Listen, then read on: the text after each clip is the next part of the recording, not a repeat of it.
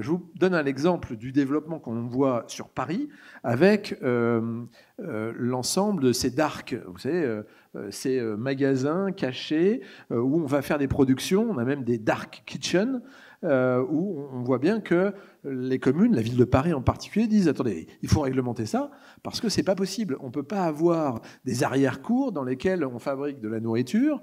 Alors en général avec des respects d'hygiène qui sont pas toujours complètement contrôlés. Et c'est vrai que l'hygiène, ça relève aussi des maires hein, qui ont cette responsabilité. Donc il faut aussi aller jusque-là.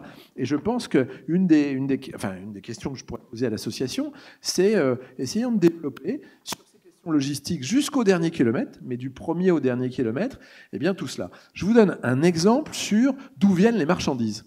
50% des marchandises qui passent par les ports et qui desservent la grande région parisienne, on y est, hein, parce on est sur le bord de la région parisienne. 50% des marchandises qui passent par les ports proviennent de Anvers et Rotterdam.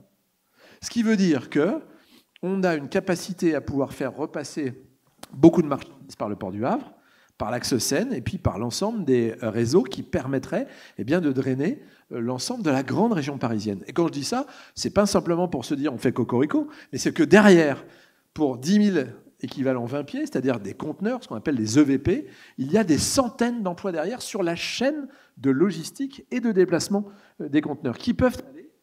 Voilà. Et quand monsieur le maire de l'Espar, c'est ça, parlait du Verdon, eh bien le Verdon, c'est l'exemple type d'un port un peu déconcentré par rapport à la zone de Bordeaux et qui, par la volonté des élus, mais aussi de l'activité économique, a réussi à s'en sortir et a réussi à se redévelopper et donc et à générer en fait des emplois dans le pourtour. Moi, j'attache une grande importance au fait que les élus, et tout le monde a su le faire à travers les décennies et heureusement, c'est aussi s'organiser en comprenant bien notre système, notre organisation et faire qu'on puisse générer des emplois. Ça c'est vraiment fondamental.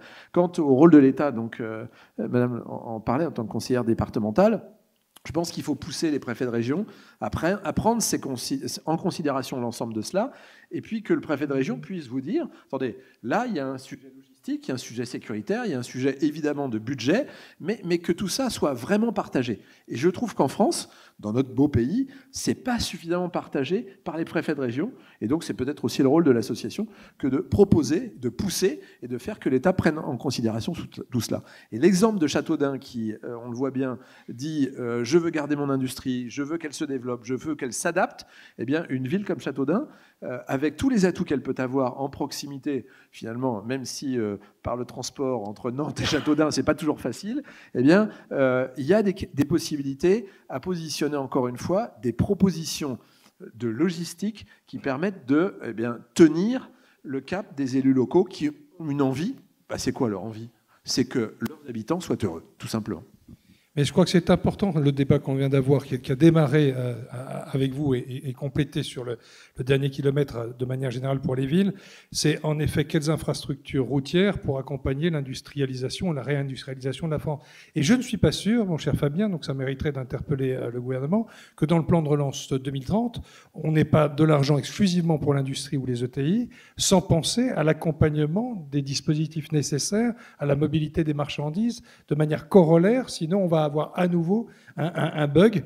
Et pour compléter ce que dit Jean-Michel, puis je me suis permis d'envoyer une note personnelle, mais portée et par Renaud Muselier et par Carole Delia, je suggère qu'on ne change pas la Constitution pour autant, mais que le président de la République, une fois tous les 2 mois, réunisse tous les présidents de région et tous les préfets de région autour d'une table pour faire un gouvernement des régions et écouter ce qui se passe dans les territoires et faire remonter les besoins des routes, etc., pour avoir une adaptation de ce qui se passe à Paris avec une lecture concrète dans les territoires. Et je suis persuadé... Alors, il n'y a pas besoin de changer quoi que ce soit pour ça, il faut juste avoir une volonté politique, d'être enfin en une écoute au sommet, avec, alors je prends les régions parce qu'il n'y en a que 13, ça fait quand même déjà 26 personnes autour de la table, plus une partie du gouvernement, mais pour écouter et faire remonter ces besoins des territoires qui sont les vôtres, puisque finalement vous êtes le maillage le plus direct vers les populations et vers aussi ces industries qui sont dans vos villes. Et ça, je suis persuadé qu'il y a besoin aussi de changer, de bousculer un peu les gouvernances. Vous souhaitiez Vous avez le micro. Oui, voilà. Allons-y. Non, non, mais je pense que la question de la réindustrialisation et mobilité, c'est des choses qui sont liées. On voit qu'aujourd'hui, Paris perd des habitants chaque année. Je crois que c'est 20 ou 25 000 habitants. Je pense que ça s'est un peu accéléré avec le Covid. On voit de plus en plus, après, tous les métiers ne sont pas télétravaillables, hein. On voit de plus en plus, il y a beaucoup plus de gens qui passent 1-2 nuits par semaine à Paris et donc qui veulent s'installer dans une ville moyenne, d'habitude des villes TGV, mais aussi des villes un peu plus petites. Et ces personnes-là, c'est souvent des personnes qui attendent des services en termes de santé, en termes d'éducation à peu près comparables, parce qu'ils créent leur foyer ou ils déplacent leur foyer dans la ville moyenne. Donc il y a aussi un appel d'air pour avoir ce niveau de service, et c'est aussi lié à la réindustrialisation, parce que les industries vont trouver des bassins de vie, des bassins d'emploi, pas sur une friche, sur quelque chose qui est déjà installé, sur quelque chose qui propose déjà des services, et surtout si des industries spécialisées, très techniques. On a parlé de l'industrie de l'armement, c'est souvent des profils assez recherchés, donc il faut aussi qu'il y ait une qualité de vie, une qualité de service de la vie ou du foyer environnant qui est nécessaire. Donc les choses à mon sens, sont vraiment liées, et c'est un investissement mutuel sur la mutualité, sur les mobilités, pardon, qui est pertinent. On voit aussi ce qu'a fait, par exemple, dans le cadre, avec le prix de l'essence, le changement climatique, ce qu'a fait l'Allemagne pendant quelques mois, de faire un billet de train à 9 € par mois qui permet de prendre tous les trains, même si le réseau allemand n'était pas forcément dimensionné pour ça. Mais il y a un état d'esprit, ça montre aussi qu'il y a une priorité de faciliter les mobilités, dans le cadre du changement climatique bien sûr, mais aussi pour avoir une meilleure répartition du poids sur l'ensemble des territoires et redynamiser, revasculariser, si on peut dire, certaines villes et certains territoires. Monsieur Moueb, vous nous avez rejoint à nouveau, donc merci d'être là. C'est gentil. Est-ce que vous voulez compléter sur un aspect plus industriel Non, moi j'ai envie de dire... en parlant de votre ville. Ce que vous dites est quelque chose de très très très juste. Je veux dire, tout ce qui est transport, tout ce qui est logistique, c'est quelque chose aussi qu'on développe chez nous, en tout cas qu'on a bien développé dans les zones industrielles, mais effectivement il y a une fluidité, il y a des secteurs qui sont moins impactés que Madame, effectivement.